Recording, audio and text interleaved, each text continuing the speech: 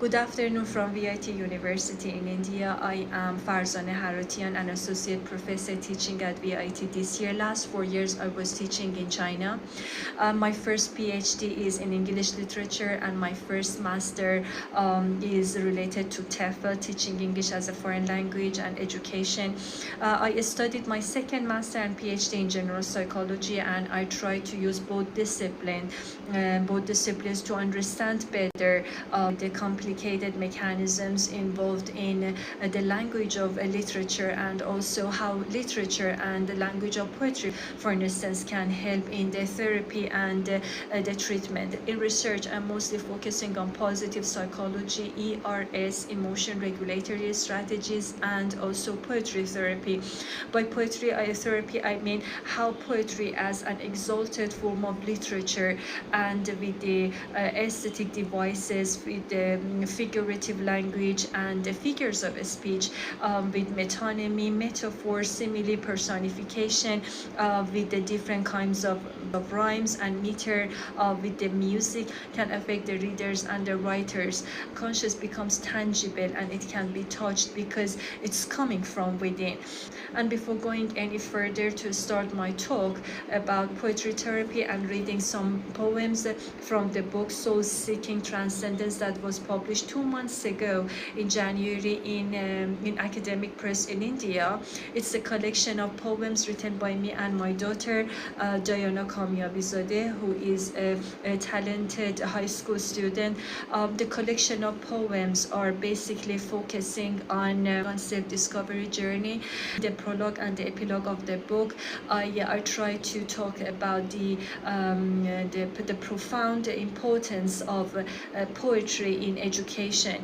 And before going any further, I need to thank the Department of Education, Manonmaniam Sundaranar University in Tirunelveli, for inviting me as a resource person for the conference with the title "An Educational Edification" on April 4th and 5th, 2024. Unfortunately, I couldn't manage to be there in person and to present the lecture. Many apologies, because I had classes on Thursday and there was no way to get a southern part of India, and it took almost about 13 hours to reach there. So that's why we decided to have this speech online. The theme of the conference is basically focusing on wellness, and people might have different interpretation of the word wellness.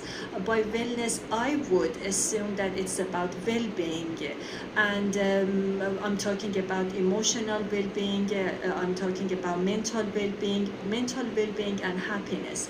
Seligman's positive psychology is basically concentrating on the topic of happiness, and then even he titled his book Authentic Happiness, and then he came up with PERMA, PERMA. By PERMA, P means positive emotions, and E means engagement, and R means relationship, and M means meaning that you add to your life. And by A, we mean achievement. So through PERMA, you can reach happiness. People questioned him in terms of what do you mean by authenticity, and how do you want to evaluate and assess that.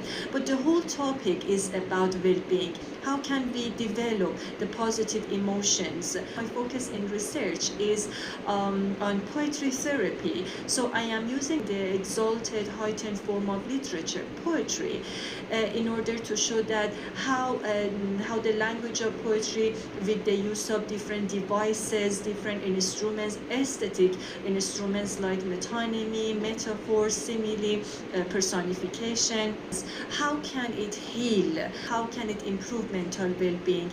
How can it help the individual to express himself or herself?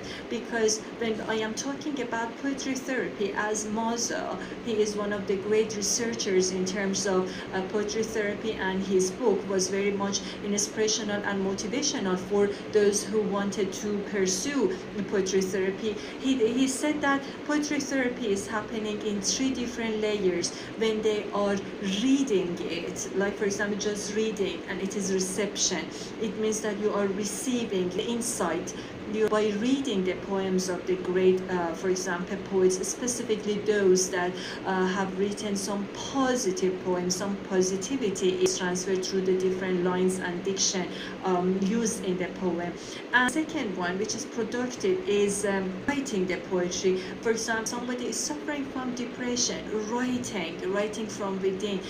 Writing would help them, because when they are writing, they're thinking little gradually they become aware about their thoughts. And when you know your thoughts, when you identify what is negative thought, what is positive thought, and when you write them, it's like releasing your negative emotions, and then this release of the emotions, this expression of the emotions would give you a better feeling. A lot of research focusing on the effectiveness of poetry in therapy, poetry in a betterment of well-being.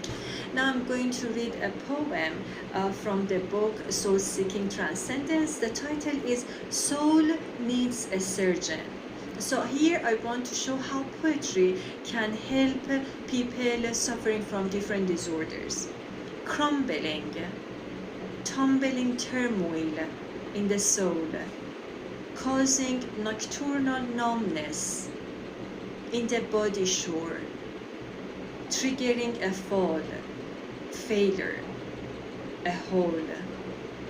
PTSD, ADHD, CD, AD, DD, ASD, AAD, GAD, RAD, LAD, SSD, DID, OCD, IED, BED, phobia, agoraphobia, claustrophobia, anorexia, bulimia, nervosa, pica, mania, hypermania, kleptomania, pyromania, trichotillomania, depression, delirium, delusions, insomnia, parasomnia, hypersomnia, paranoid, schizoid, obsessive, bipolar, borderline, dependent, avoidant, histrionic, narcissistic, schizotypal, antisocial. A long list of disorders and more comes with a confusion, collapse, crash, clash, and soar. Mental maladies, chaos in soul, rush to harm, to hurt, to cause your death. It is a lure. Soul needs a surgeon for pathologies. The body is breathing, mind is in gore.